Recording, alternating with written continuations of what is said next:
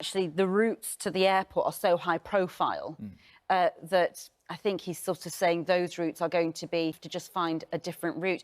I mean, as an editor of a Sunday a newspaper, obviously at this point you're already believe that by Sunday, Michael, that our troops will have started to come back, or that he spoke to Dominic Raab on the it was yesterday, wasn't it? It was yesterday. Dominic Raab on the programme yesterday, and one of the questions was, you know, what is the red line? We leave, of course, and the G7 met, and then there was this sort of, you know, release about, you know, all the expectations of, you know, humanitarian aid getting through once August the 31st is over, about having, obviously, the rights for women and all, potential leverage of keeping their funds frozen and sort of starving them of that sort of flow of finance.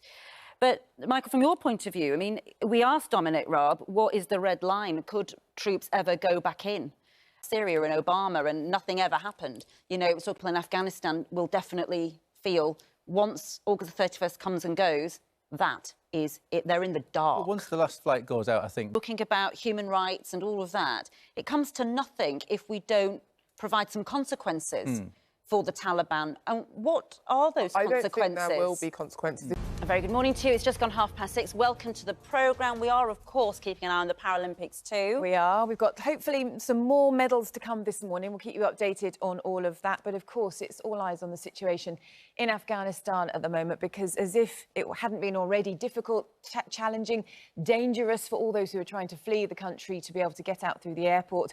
The warning is this morning there's a very high risk of a terrorist attack around that airport area, and the advice from Ben Wallace, the Defence Secretary, is get to the border. We're joined by editor of the Sunday Express. British shores, there's a very high risk of a terrorist attack against this evacuation operation. Joe Biden had talked about ISIS-K, saying we know every day they're seeking to target the airport and attack both US and allied forces and innocent civilians. It's just nearly making it harder for everybody who's trying to cope with such a traumatic situation. Yeah. About the programme this morning, we've got the Armed Forces Minister James Heappey on at 8:30. Also on the front pages of the papers today, stories about coronavirus in various different forms.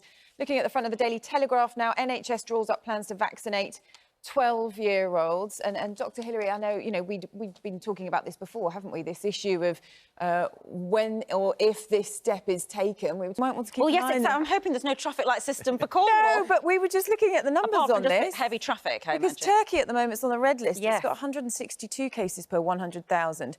Cornwall has 771 cases per 100,000. Yes. So if Cornwall was a country, Which it would many be... of them would like it to be They their would own be. country, wouldn't they? We know that. Okay. Well, something else to talk about is the Paralympics. Yes. It's all happening this morning. It has already been a jam-packed day in the pool with 6 GB swimmers and the mixed relay team through to their finals in the events, which kick off later today. Paralympics GB is hoping to add plenty more medals to the 3 won in the pool yesterday. We're keeping our eye on any more medals to come this morning, keeping everything crossed. And also, still to come on the programme later, we're going to be joined by the comedian Romesh Ranganathan. You're watching Good Morning Britain on ITV. All right, 3 minutes to 7, competition time now, and Andy Peters has all the details on how you could win £80,000 and a brand new car, and he's live with us this morning from Aldershot. Oh, and that's how it's frozen. Yeah, that's how it's frozen, on his pout. Laura is at London Zoo this morning with the weather. Just gone at 7 o'clock. This is Good Morning Britain. UK and US governments have told their citizens to stay away from Kabul airport due to a high risk of a terrorist attack, the Foreign Office has warned. In new advice, the Foreign Office has told anyone in the area to move away to a safe location and await further advice. Speak to our... Some of those numbers are incredible. Did you say, is it Lee Pearson in the dressage? He's had...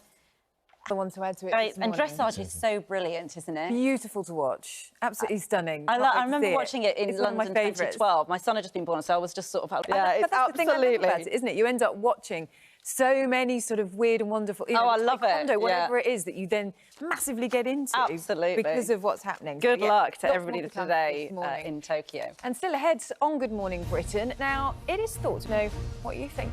News, travel and weather where you are, though, now.